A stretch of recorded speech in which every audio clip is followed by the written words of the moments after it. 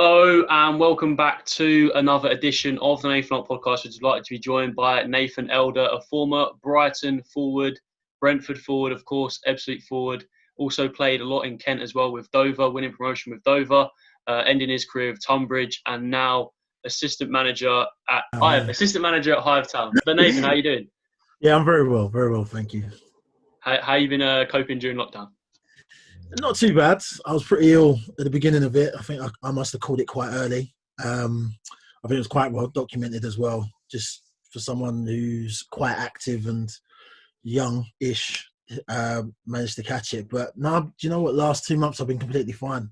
Just it's just a big adjustment, but I'm taking the time and being at home with the kids and the wife and that. I'll never get this time again, so you've got to try and take advantage as you can. And in terms of football, how did you get into football? Do you know what? I'll be honest with you. So even from like a young age in school, didn't really have any interest. It's quite weird. I wasn't into it at a young age. It's just literally someone at school said to me, I'll come and play for my dad's team on a Sunday in like junior school, because I was the tallest one in my class basically. And I said, yeah, why not? Went over there.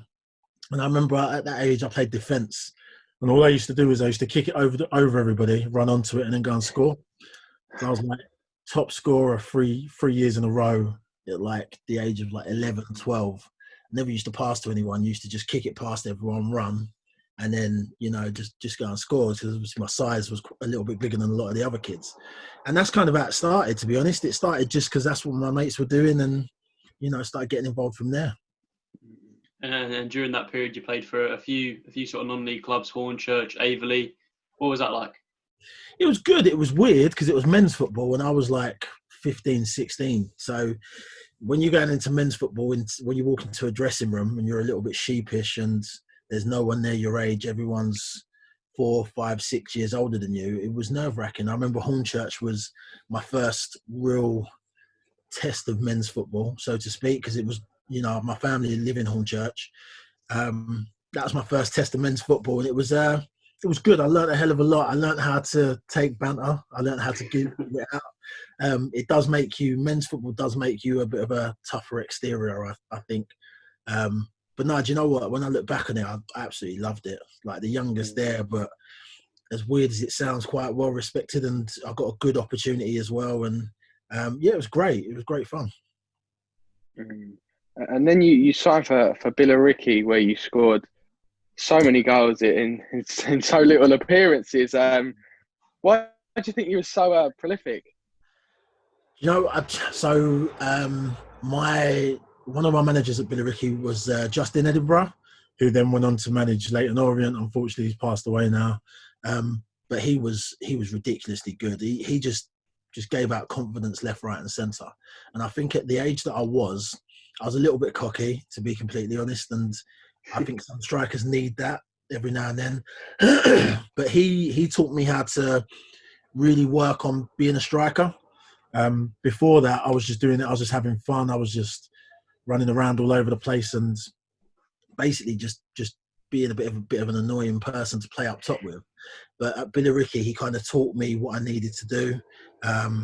He introduced me to like Razor Ruddock and people that I'd seen on TV, and that's when I started to take it quite seriously. And I think when I started to take it seriously, I got better, because it wasn't just a thing to do on a Saturday afternoon and collect a little bit of money and have a bit of a laugh. It was actually, do you know what, I might be all right at this. And yeah, he taught me how to kind of hone my skills, and he taught me how to take it seriously as well. I think that's the big thing. And after you scored so many goals, you signed for Brighton. How did that come about? Obviously, I remember I read something like playing against Worthing, who were obviously close to Brighton. Was that why you signed? Why you signed there? Yeah, so we were playing a game against Worthing. Excuse me. And basically, about 2 weeks before that, I was meant to play, and my manager Matthew was basically saying to me, "Oh, are you there this Saturday?" And I said no, and he said, "Why?" I said, "I've got to work." And I was only like 19, I think I was 19, 20 or something. He said, I've got to work. And I didn't. I was actually taking my girlfriend at the time away for her birthday. So I've said I've had to work just to make an excuse, and I went off to France. And when I went to France, he calls me on a Saturday, and obviously it's an international ringtone. So I'm panicking because I'm like, oh, crap, like he's calling me, what am I supposed to do? I didn't answer, and then turned my phone off and just enjoyed the little weekend away or whatever, got on with it. Anyway, when I got back, he calls me into his office. He says, oh, where was you on the weekend? I think we drew and we should have won. And I was like, I was at work. And he said, right, so I'm going to suspend you. And, until you can tell me the truth, we're going to basically be a headlock. I said, I'll tell you what. I told him the truth. I said, look, I went away. Really sorry. Anyway, he suspended me, which he should have done. I got fined. I had to apologise to the team. Kind of like just got on with it. But the actual chairman of Billericay kind of gave me a little bit of a hard time. He was like, you let us down. And I kind of took it a little bit like, all right, I've been told off. That's basically it. Anyway, the next game was against Worthing. And I've gone into the changing room and he said, I'm going to start you, but you owe me. Like, you need to, make sure you show me what goes on. I said, yeah, no problem. And I was still a little bit annoyed about the chairman giving me a bit of gyp. So when I went out there, I literally just tore it apart. Like, I scored in the first half. I scored in the second half and ran over to the stand and kind of put my arms out, just like, trying basically just being a bit of an idiot. And I didn't realise that the Brighton scout was sitting in the crowd because he was watching some of his boys which were on loan to Worthing. And one of the Brighton loanees was the centre back, and I just tore him apart completely. And it was weird because after that, I think they came and watched me for another 3 or 4 weeks, and I had like good games over that space of time. And then next thing you know, manager just pulls me after the game and says, look, we've had an offer coming for you. And I was like, I didn't really take it seriously. I was like, oh yeah, who we got? And he said, oh, Brighton and Hove. And I kind of looked at him and I was just like, excuse me? And he said, yeah. He said, it looks like you're going to the Football League. And I was like, nah, like you're winding me up. And and it was serious. But it's just weird. It's like, I tell a lot of the players that I bump into these days, especially young lads, you never know who's watching because there's so many other ways that could have played out. I may not have played that game and then they wouldn't have known who I was, or, I may have kind of just adopted the attitude of, oh, never mind, don't worry about it. But because I went out there with that hunger, there's a lot of players that I meet these days that I say to them, you have to do it every single game because you just never know. Like, I wasn't part of a YT. I wasn't, up and coming like at that time. I was just a non-league player just enjoying his game. And luckily for me, it kind of, it paved the way for like 6-7 years of league football, which, I owe a hell of a lot to. So lucky, without a shadow of a doubt, and I know it. But I'm happy it was me. And at the time, Billericay were in the 7th tier, and Brighton were in the 3rd tier. So that's obviously a big jump up, obviously from part time to full time. How was all that?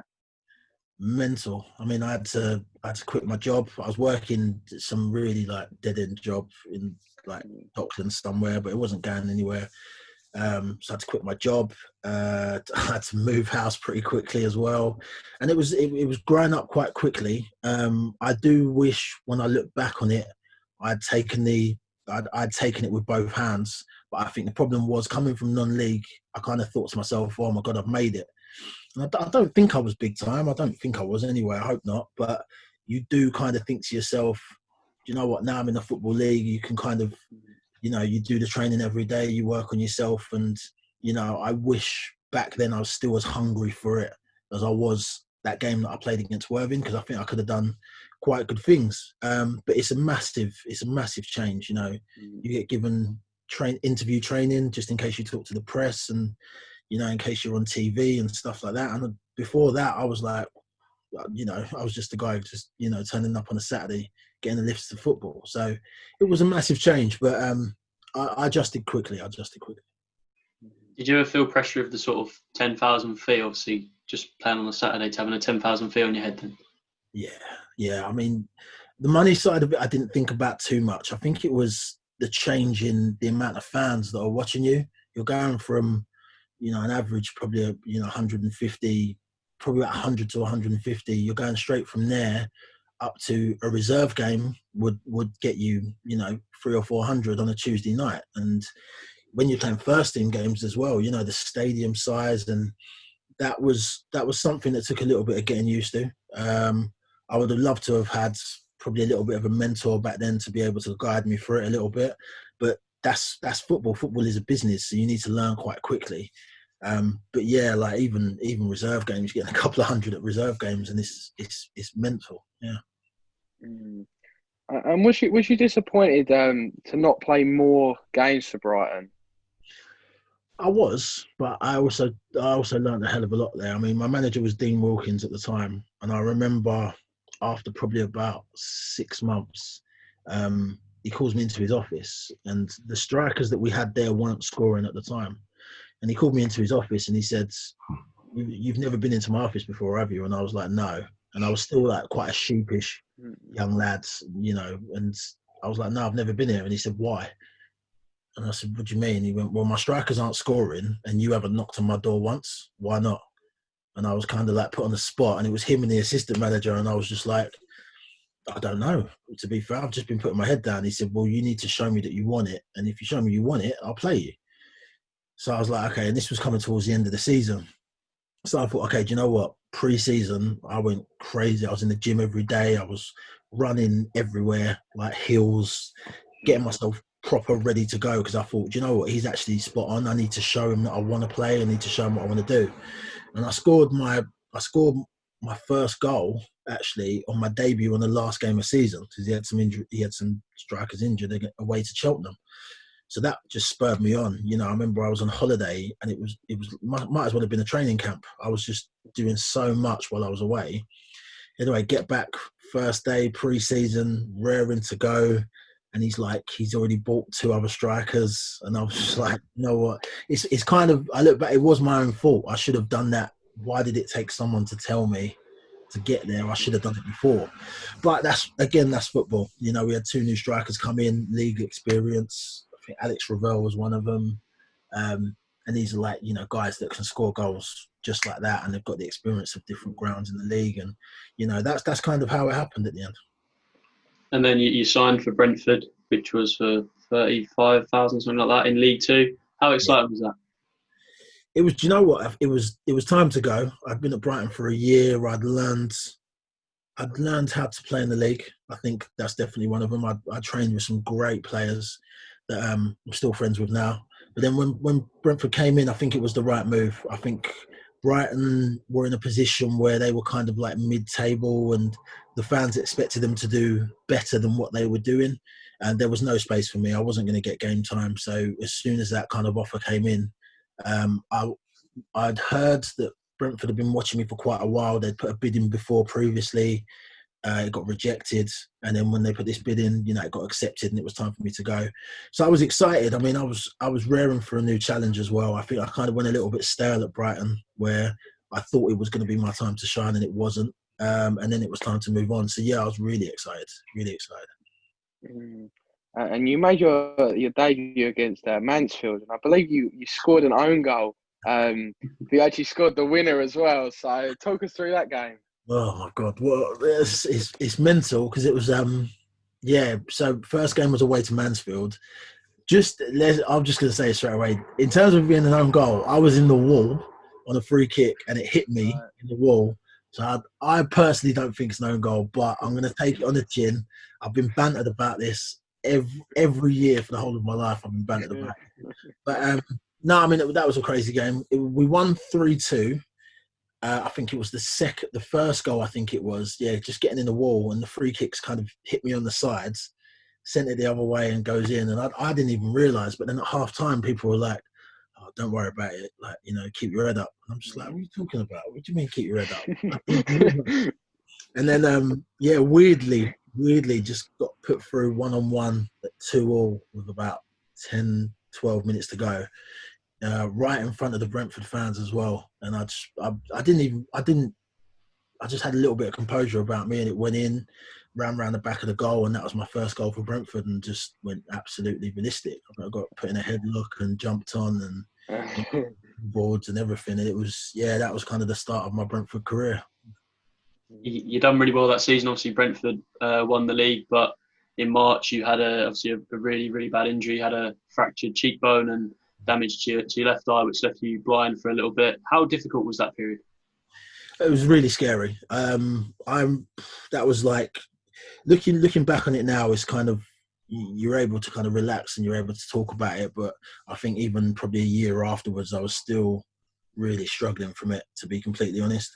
And when it happened, I think I was out cold for a little bit, and I got stretchered into the changing room. And when I was in the changing room, everyone's trying to get me to calm down and things like that. And I just kind of just freaked out and just told everyone to get off me. And as I stood up, I looked in, they had a mirror just above like a sink.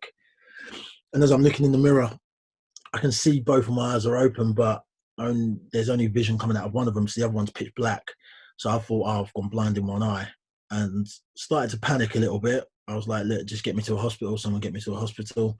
Obviously, paramedics then turned up. Got in with the paramedics, went to the hospital as well. They put you on the drugs and whatnot. And then I remember later that evening, my wife drove up. My now wife drove up to Rotherham where we were. When she saw me, because of obviously all the blood and the swelling and stuff, she just started crying. And I remember I just said to her, if you're going to cry, you need to get out, because I'm trying to stay calm here. And, she kind of puffed her chest out and wiped her eyes or whatnot. But the doctor that day said to me, you're never going to play football again. Categorically said to me, he doesn't know if my vision's going to come back. Can't tell the damage until all the blood's kind of seeps out and stuff. And it was really, really scary. I was up there for about 4 days before they could release me. And then, I think after that I had surgery on my cheekbone, and slowly it started to come back. It was blurry, but it started to come back. And once it came back to a point where I was like, look, Gaffer, I'm ready to train, let me train. And he was, Andy Scott, he was quite tentative, because it was quite a serious injury. So he let me do a little bit on my own. And I remember standing behind training once, just had a bag of balls just on the edge of the box, and was just clipping it into the crossbar. And I was out there I must have been out there for about 45 minutes to an hour, hit the crossbar once, maybe twice. I just couldn't get distances. Obviously with your eyes, short vision, long vision and whatnot, it was difficult. And that really, it was to a point where the manager was like, look, just come in. And I was like, no, give me 5 minutes. And I just couldn't do it. And that got my head down a little bit, to be honest. I remember getting home and thinking, am I going to be able to play? How are you supposed to adjust? But as time went on, vision got a lot better. It's still not 100%. I don't think it ever will be. But I was just glad to get back onto a pitch, to be completely honest with you. That was the big thing for me. And then after you signed for Shrewsbury, how did that come around? So basically, we'd won the league, which was just probably the best time of my entire life. Came back, did a bit of pre-season, and as we were shaping up for the season ahead, Shrewsbury had just sold their striker. I think it was Grant Holt. I think they just sold him to Norwich, maybe somewhere like that. But they just sold Grant Holt, and they needed a big man up top.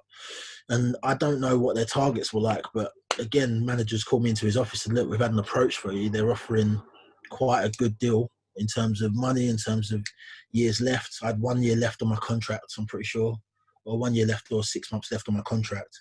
And they said, look, it might be worth considering. And it really, really was. It was a good deal. I loved Brentford, absolutely loved it. I wish I'd probably stayed to give League One a really, really good try.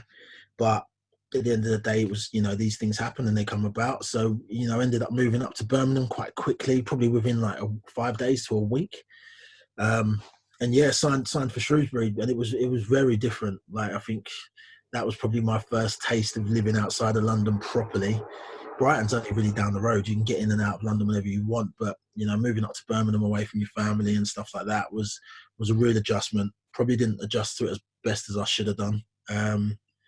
But yeah, it came about quite quick, to be fair. And quite early on at Shrewsbury, you got transfer listed, I think, after a sort of FA Cup game. How difficult was that sort of period? So I think there was probably two parts of it. I think when I went up there, I think the manager was thinking I was probably a ready-made striker, come in, do the job, kind of what it says on the tin.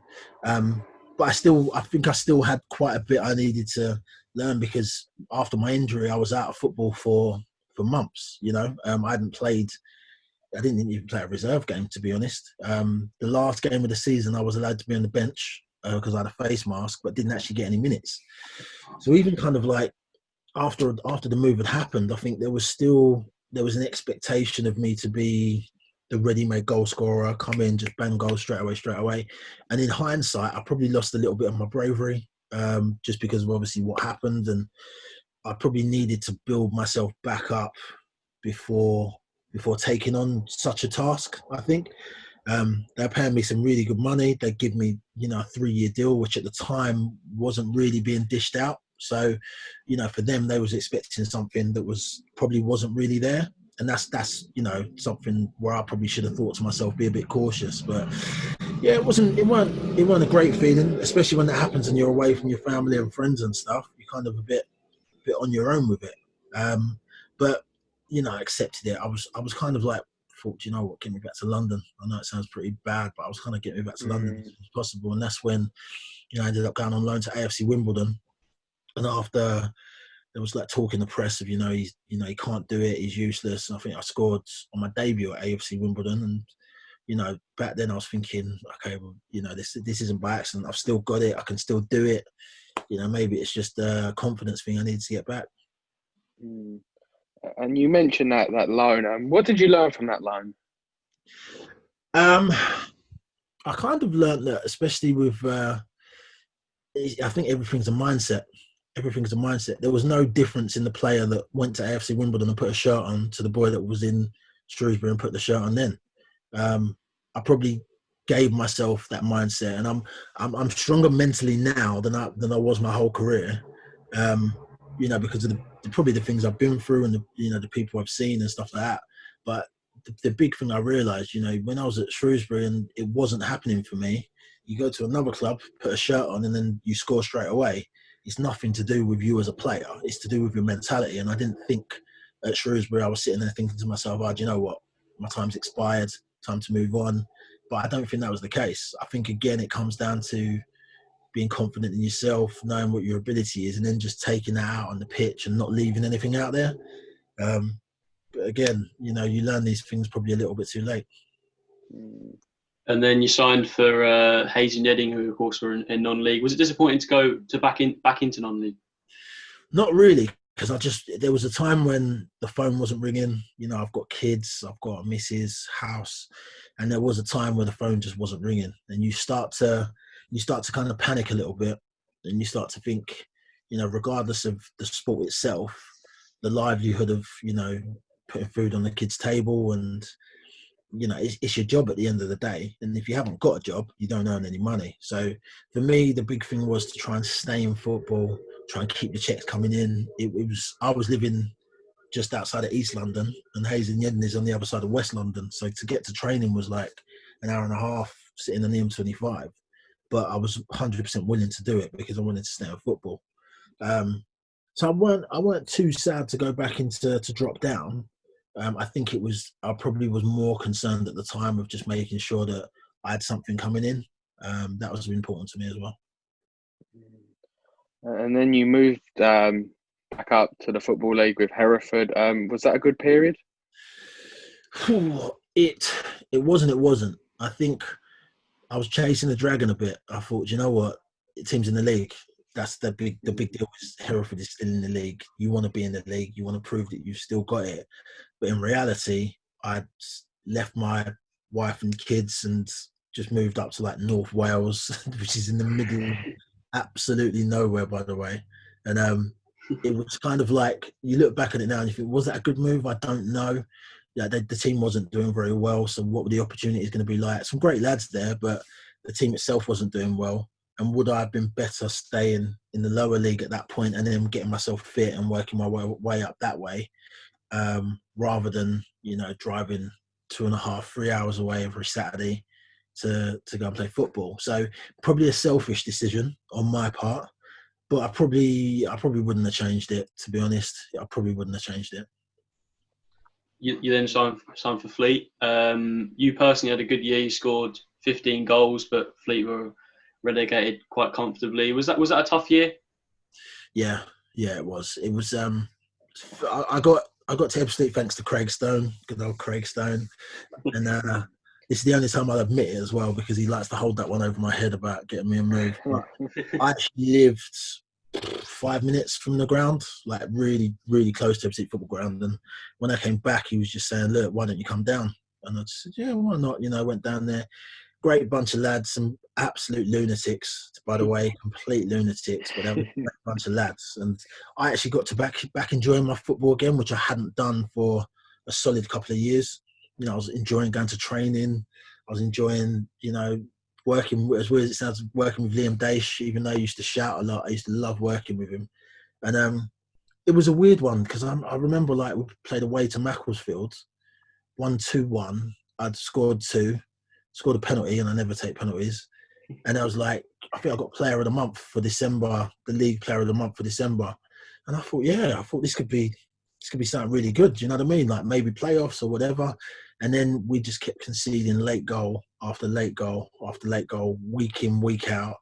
And it wasn't even really, you could pin it on one person for the mistakes. It was a collective, you know. If we lost it up front, they'd go down the other end and score. And I think that probably started seeping its way through the team, and you can't really come back from it because confidence starts to get lost. So I was really surprised. I mean, it's a weird season. Scoring 15, but getting relegated was a weird time. Weird time indeed. And then you signed for Dover, and you scored the goal in the playoff final to win the final. Was that a good feeling?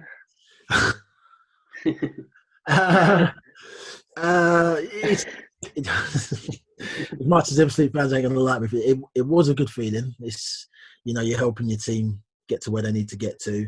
I was a little bit disappointed with how I left Ebbsfleet, I think, and you know, I had such a great time, but then I think when it came to the end of the season, a lot of the players, rather than what the usual way that happens is, you usually go into training, give your kit back and whatnot, and you have a conversation with the manager or the manager at the time or whatever, and you kind of, thanks for your service, take care. After Ebbsfleet, when that happened, we got letters in the post, and the letter basically said your services is no longer needed, and that hadn't happened to me before because I'd always had a face-to-face, probably a bit of a mutual respect where you say thank you for your time, because you remember this team has been paying your wages, they've been taking you up and down the country for games, like you owe them as much as they owe you. So when I got that letter, I was a bit like, wow, okay, so I guess I'm a free agent. And it would have been nice to say goodbye to the boys properly, even to the kit man. Do you know what I mean? To the woman on the gates that lets you in every Saturday, and you get a chance to say, you know, thank you for everything and stuff like that, but didn't get that opportunity. It was all a bit weird. So when it came to going back, I kind of kept a bit of an open mind. And then I think some fans were like really happy to see me. Other fans really weren't. They weren't happy to see me at all. So then when the game was going on, it was a terrible game, by the way. The weather was horrendous. It was, I don't think any team put 3 passes together. It was just awful. And I managed to score. Absolutely buzzing to score, but it was, again, it's just weird. It was weird, that whole dynamic. I think when the final whistle went, I remember me and Craig Stone in particular were clapping the Ebbsfleet fans just to kind of say thank you, because we'd never got that chance to do that. While the whole rest of the Dover team was just running and sprinting. But me and Craig, I don't know why, but me and Craig we didn't do it together. He was at one end of the pitch, and we just turned around and clapped the Ebbsfleet fans, because it's a sign of respect. I think you should be respectful wherever you go. So yeah, it was strange. Yeah, it was good to score, but it was a very strange time. And Dover got promoted, but you didn't really play much in the sort of conference years, and you got loaned out to sort of Maidstone, went back to Hayes and Yedding, Tonbridge. Was it a bit disappointing to not play as big a role in the conference seasons? I was fuming.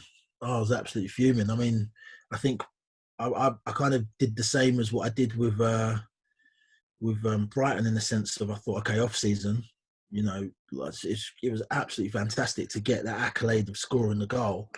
But then you think, right, bam, back to work time. Work hard pre-season.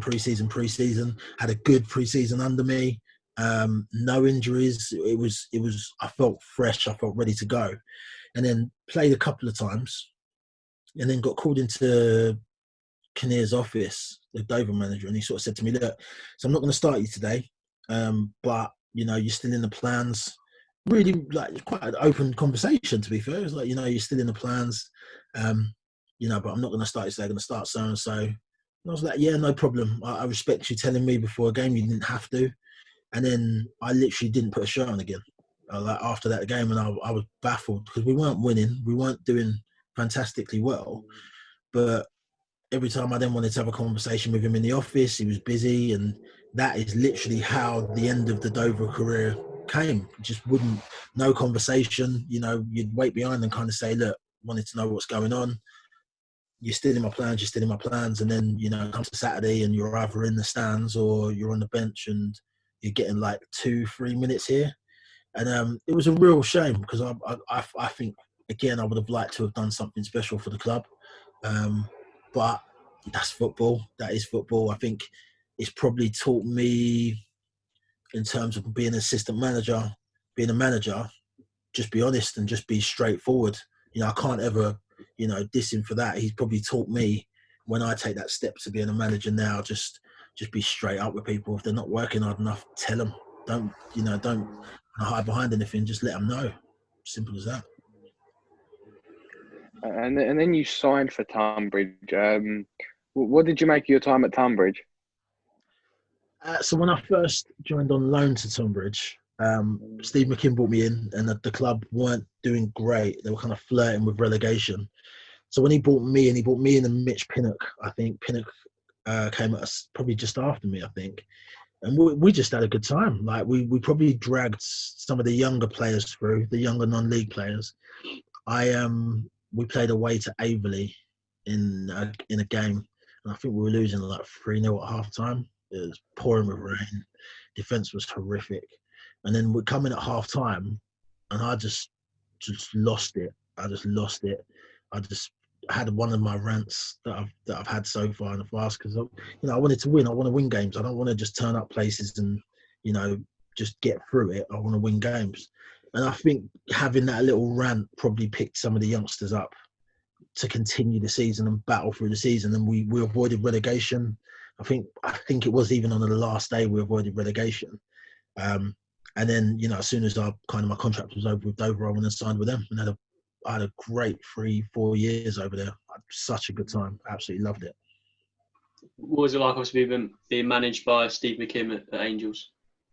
It was good. The one thing he gives you is a lot of freedom. If you're one of the older players, he even puts the onus on you guys to command what goes on. So it's probably, you know, me, Tom Parkinson, Sonny Miles, George Bevan at the time as well.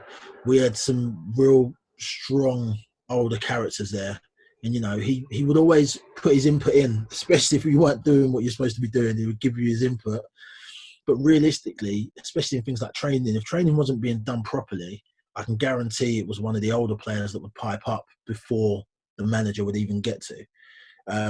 We built players as well. Probably we made players a little bit tougher. You know, the youngsters, if you're playing men's football now, this is how you get through it. This is what you do. We'll work together, but this is what you need to do. And I felt a real part of Tonbridge. I felt like, you know, same sort of thing. The fans, you know, the woman that works on the gate, the guys that work behind the bar, you feel like a proper community. And that club, I think, is the epitome of a community. If you play over there and you do well and you work hard, then they'll pay you back in abundance, without a doubt. And then you became a player coach at Sittingbourne. How much did you learn from that? It was a strange time.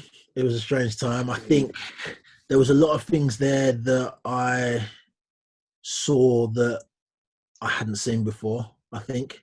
But when you're new to the role and when it's your first managerial role, you just take it in. And that's, I mean, you know, I think you learn anything wherever you go at the end of the day. Some really, really bright young players over there. Some players that I still talk to now that have never played league football, but there's some real talent that was there when I was there anyway. But yeah, in terms of like, I'm glad I did it. I'm glad I took on the role. Got no regrets whatsoever. but it's kind of, you know, you do learn what the do's and don'ts are quite quickly. I think it's definitely, you know, some experiences I'll take away without a doubt. And then you became sort of player manager at Sittingbourne as well, but you became assistant manager at Hythe this season, which I forgot earlier. But what have you made of this season with Hythe? It was okay. It was okay. We've got some players there that I think are just outstanding. Went on a really good run. Really, I think we should have been playoffs, but too many mistakes at certain times let us down. Not enough goal scoring at a particular time of the season as well. I think if me and Watty had started the season and got the pre-season we wanted, I think it could have been very different. And that's why I'm kind of highly anticipating this season. I'm really looking forward to it. When obviously we get the news it's going to start, I don't know. Obviously there's going to be a lot of changes as well. But because we're now going to have some of the boys for pre-season, I'm very, very confident it's going to be a good season, touch wood. But yeah, I'm really just waiting for the phone to ring just to find out the dates and what's going on and when we can get going. Mm. So in terms of management, what's the dream? I'm not sure yet. You know, I think I've seen the pressures of management. I've seen it on both sides. I've seen the accolades you get with it, but I've seen also the turmoil that a lot of people don't see. I think it's a lot tougher than I thought it was because you don't switch off.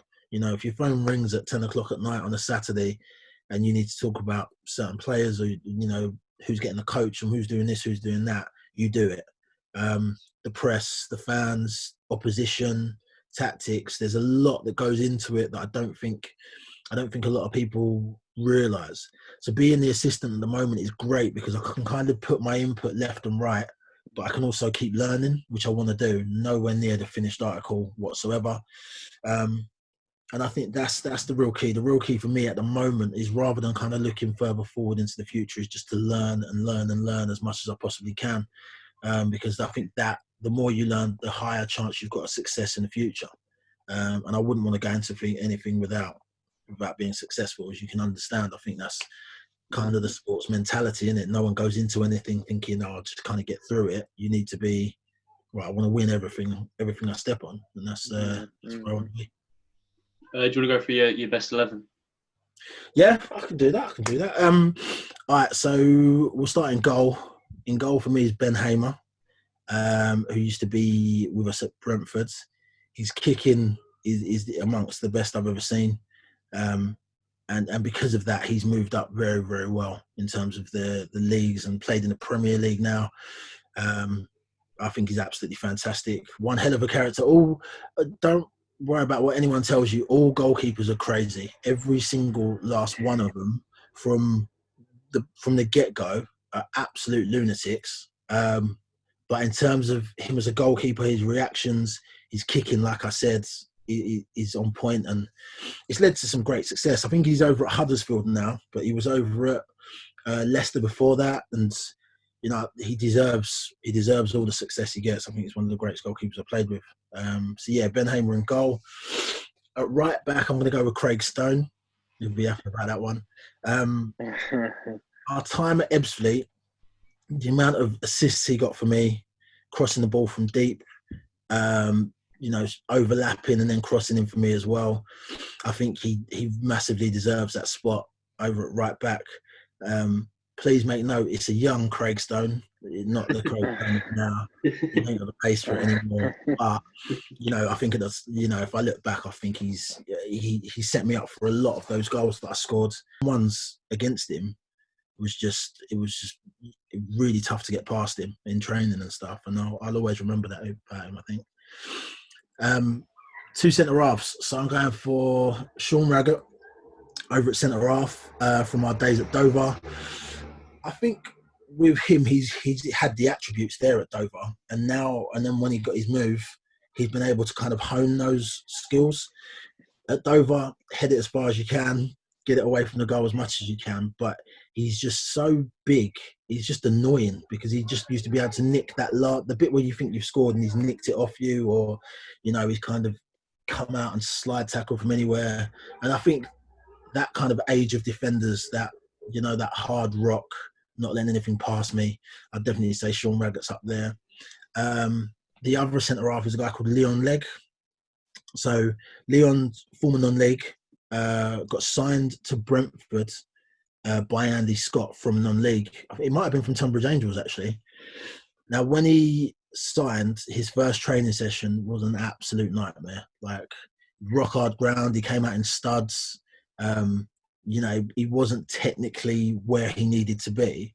But I remember, I think probably after about a month, the improvement was ridiculous. He improved so quick. And again, he's one of those big, broad defenders that uses his weight, and he's like a rhino. He'll just run through anybody. And he would definitely be. I'd put him in there. I think he was at Port Vale. I think he might be at Port Vale still, actually. But yeah, he's going to be one of my nicest guy in the world, by the way. One of the biggest, but nicest guys in the world, which is always good. Left back would be Ryan Dixon. Again, someone from Brentford. Great left foot, can score a goal as well. Got a few tricks in the bag. And I remember that year that we won the league, from League 2 to League 1, he was arguably probably the best player, probably Brentford's best player, without a doubt. So he'd be in there for me. Midfield, left wing, I've gone for Nicky Wheeler, who again was at Tonbridge. Me and him had a competition at Tonbridge for who could score the most goals versus assists. And I think one season, I think it was 34 goals and he'd got 33 assists. And I think for someone assisting, that's a ridiculous kind of statistic. And he actually sent me like a bit of a highlight reel recently, just said, "Oh, have a look at this. How many times have you headed this ball?" And I'm watching him just tear people apart down the wing constantly, consistently. So for that reason, I'd put Nicky Wheeler in there without a doubt. Centre mids, actually, we'll go right wing first. I'll put Mitch Pinnock. Mitch is over at AFC Wimbledon at the minute, and I still, to this day, there was 2 goals he scored for Tonbridge that just defy the laws of physics. I don't really know how you can hit the ball that hard and it can hit the post and crossbar and go in at non-league level. But the only thing about him is he does it in training. He does it consistently. It's not a fluke. Like, he takes free kicks. And for me, in terms of how technically gifted he is, I'm so glad, because there was a lot of talk about him getting a move, but it hadn't quite happened. And when he did get his move, I was so happy, because it was only a matter of time. And it was only a matter of which team he would go to. So for me, Mitch Pinnock on the right. 2 centre midfielders. So I'd go for, there's a guy called Dean Hammond, who played over at Brighton. And I remember when I got to Brighton, when I first signed, for him at centre midfield, his awareness wasn't the quickest, but his awareness of what was around him, you wouldn't even see him. He looked over his shoulder constantly, training, games. And he had a really good career. I think he had over 100 appearances for Brighton, and then over 100 for Southampton. Played for Leicester as well. He's had one hell of a career, and I think in centre midfield, that's a real testament. I think you must be really good at your craft in order to get some of the statistics that he's drawn up. So, Dean Hammond in centre mid, and also Marcus Bean from Brentford as well. There's a lot of Brentford players in there, but yeah, Marcus Bean would be in there.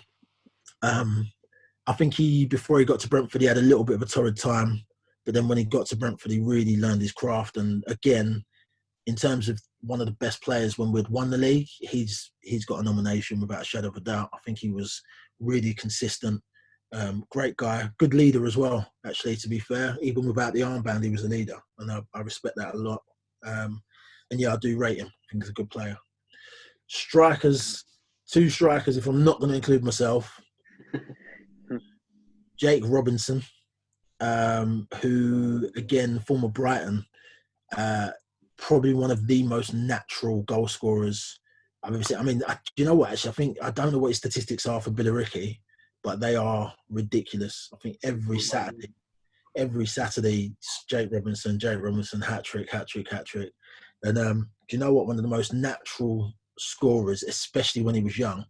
I'll never forget at Brighton, we had a little game. Friday after training, we played the youth team, just like at small-sided games. And he had tricks. He would just, he'd be pulling out all sorts of tricks. And he pulled this one trick out and then nutmegged one of the youth players and didn't even chase the ball. He just laughed. He just stood there and laughed. And I was like, what? In my head, I was thinking, what is happening here? This is just insane. But as time's gone on, he's learnt how to be a striker so well. Played with him at Shrewsbury as well. And, I know him as a great guy. But again, one of the most natural gifted goal scorers out there. So yeah, Jake Robinson will be for me. And Charlie McDonald, the other striker for me. I think when we played up top for Brentford, it's probably the most enjoyable I've had in terms of strike partnerships. Just knew where to be, left foot, right foot. He could drill it, he could curl it. He knew exactly what he was doing. And I think it's a testament to him because he's still playing now, still playing in the non-leagues now, but still scoring goals, still an absolute pain. I think when we played him, when I was assistant manager at Sittingbourne, we played against him and he was still such a handful.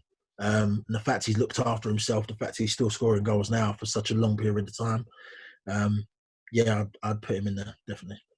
Who have you got managing that team? So if I had to choose a manager, I would choose. Do you know what? I'd probably choose Steve McKim. I'd choose Stephen McKim to manage the team. I think with the type of players in that squad, in terms of the senior players, I think he'd manage it really, really well. I think he'd give the aggression you need, but at the same time, I think he would also give responsibility to people and he would give the trust to make sure that those players do well. So yeah, I'd put McKim in there. Final question before you go. What is the best moment in your career so far? You're going to hate me for this. Best moment in my career would probably be the header against Ebbsfleet. Only reason being when we won League Two with Brentford, because I'd missed probably a third of the season with my injury. I was so happy because I got the medal and I'd scored the goals and stuff, but I couldn't help but feel like I hadn't helped the team in the last part of the season. Whereas with Dover, I think you kind of really involved in it because it was a big part of my career. So if it wasn't winning League Two, it would be the goal for Dover. So thanks for coming on, Nathan. All the best with Hythe whenever football does come back. Thank you. All the best, Nathan, and thanks for coming on. No problem. Thank you. Yes, thank you.